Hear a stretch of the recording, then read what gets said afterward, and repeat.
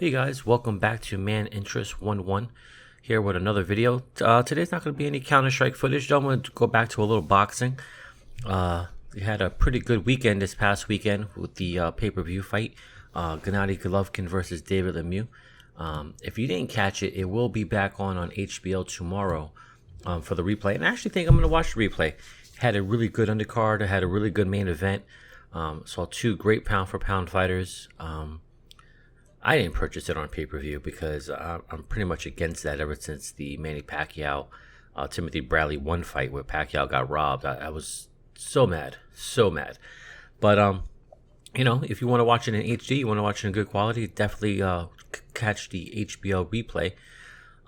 It was a good fight. You know what? I'm starting to see what HBO and Golden Boy are really doing here, though. Specifically HBO. Now that Mayweather is retired, they need a new guy to pick up the pay-per-view king mantle, and it looks like they're hedging their bets. I think they're looking at Gennady Golovkin being that guy going forward, and possibly Canelo Alvarez. And we'll find out next month how Canelo does against Cotto. I think Cotto may have a little bit too many skills for him. But before we get into that, I just want to talk about that 3G fight one more time. David Lemieux didn't belong in the ring with him. He really didn't. I mean, he was completely outclassed. He had no way of getting around that jab, and he was just stuck. He didn't make any adjustments whatsoever. I mean, it was embarrassing all the times he was getting popped with that left hand. And then he goes down with a left hand to the body. I mean, he looked like he was in shape, ready to fight. It just, it's a different level to this, and Gennady Golovkin, he showed he was on a whole nother level. And if anything, I think that fight's probably gonna scare off more people because they're like, geez, this guy, he's not just out there just throwing punches and coming at you a one way. This guy knows how to box as well, and so I think he's a scary mismatch for a lot of people out there. I think the David fight was, it was built as it was going to be this clash of two titans going at it to help sell pay-per-view fights. People who were, burned on the Manny Pacquiao Floyd Mayweather fight.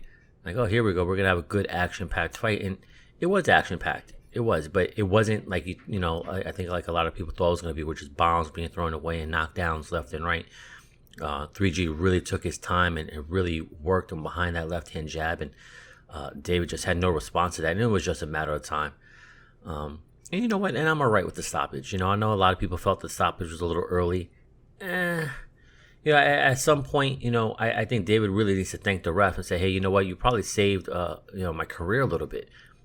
Probably prolonged my boxing career by at least another couple of fights because, he eventually he was going to go down. Either it was going to be another body shot or it was going to be a massive blow to the head. And if you can avoid that, why not? And I really wish I would see the corners become a little bit more proactive in protecting their fighters. I mean, he was losing every round. I think maybe he had one good round after the knockdown that he sustained, but it was obvious he wasn't going to come back and win the fight. And I know, people say, oh, in boxing, anything can happen. All it takes is one punch. Probably referenced that Manny Pacquiao Marquez fourth fight, but by that time Marquez had 36 rounds fighting Pacquiao. He had already knocked down Pacquiao in the earlier rounds of that fourth fight, so he has had success against Manny. He knew what he was doing, setting up that Hailmaker at the end there to knock him out cold. David had no success against 3G. He never had 36 rounds of previous experience against 3G. He was just, getting in there and he was just taking a beating. So was it a little early? Yeah, I would have liked to see David stumble or something, or his hands were low and he wasn't throwing back. But I think David really needs to thank the ref that he stopped it when he did stop it. So the next big fight, another pay-per-view fight next month. This one should be even bigger. This should be the Cotto versus Canelo fight. The reports are coming out that the 3G versus David fight did about 150,000 buys. So very interested to see Cotto and Canelo. I think it's going to be a bigger fight. This is going to be the continued tradition of Mexico versus Puerto Rico. And so this should be a really, really good fight. Cotto has looked really good his last couple of fights. But, at the same time now that I've had a little distance between those fights, I'm Puerto Rican and I root for Cotto. I see that maybe the competition wasn't as good as it needed to be to really say Cotto is a good middleweight fighter. I mean, the fact of the matter is Sergio Martinez, his knees were shot. He looked like an old man in the ring last year. He looked like an old man.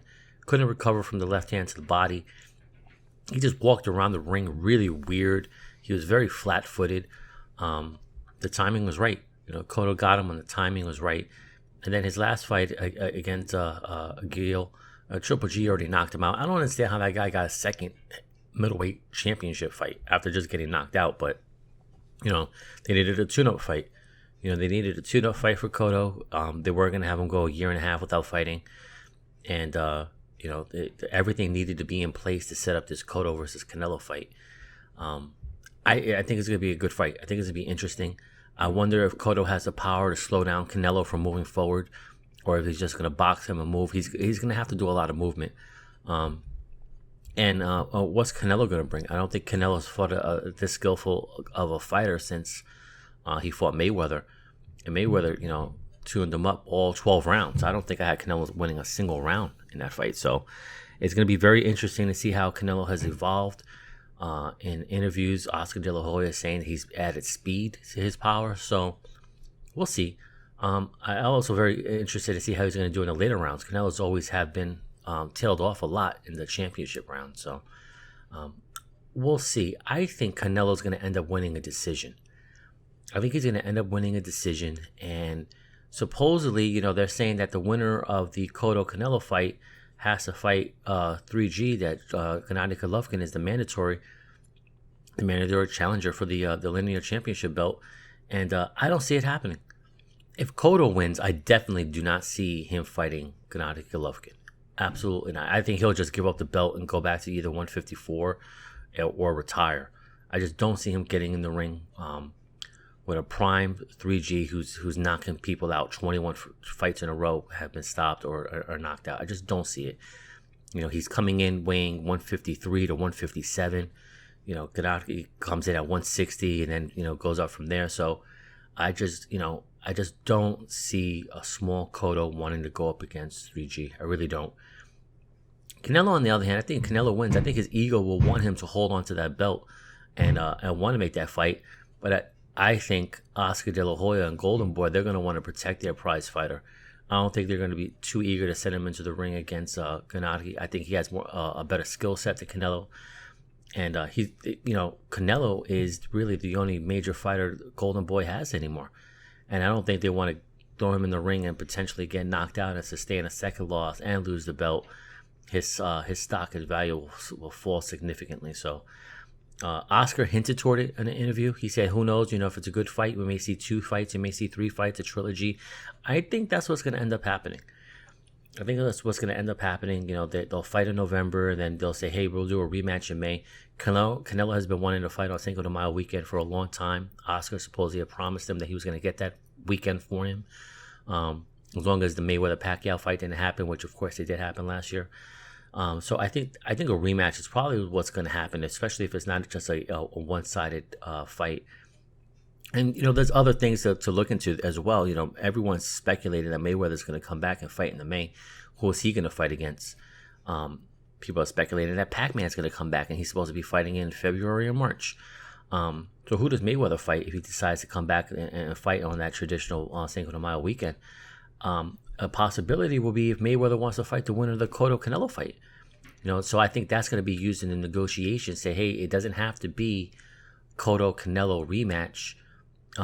It can be Cotto or Canelo versus Mayweather again. I think Mayweather takes that fight.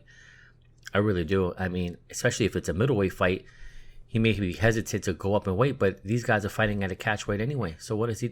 He's beaten both of these guys. I think he had Canelo come down to 154 last time, and he beat him easily. So what a way to really cap off his career if he goes in and beats the winner of the Cotto-Canelo fight for the middleweight championship. And I have no doubt he'll do that at a catch weight. And also, Mayweather could use that as a negotiation tactic against Pacquiao. A lot of people are speculating that the biggest fight Mayweather can make is a Mayweather-Pac-Man 2 fight. It won't be for $99 like it was last year, and it won't be 4.5 million buys. But even if it does half that, it'll still break the record that was previously held before that last fight back in May. So that's still a huge fight that could be made, a Mayweather-Pacquiao fight. But Pacquiao, he's not really having a strong position to negotiate, especially if Mayweather's saying, hey, look, I could fight Cotto or Canelo and get a title. I don't have to fight you again. And so the split probably won't be as a 60-40 split, probably be a 70-30 split, which is, obviously not in favor of Pacquiao. So it's going to be very interesting what happens next month when Cotto and Canelo fight. And then the rumors start building up about what the big spring fights are going to be. So ideally, I would like to see the winner of the Cotto Canelo fight, and it doesn't bother me which one wins really. I would like to see them fight and as a fan, I want Cotto to win, but I would like to see the winner fight 3G.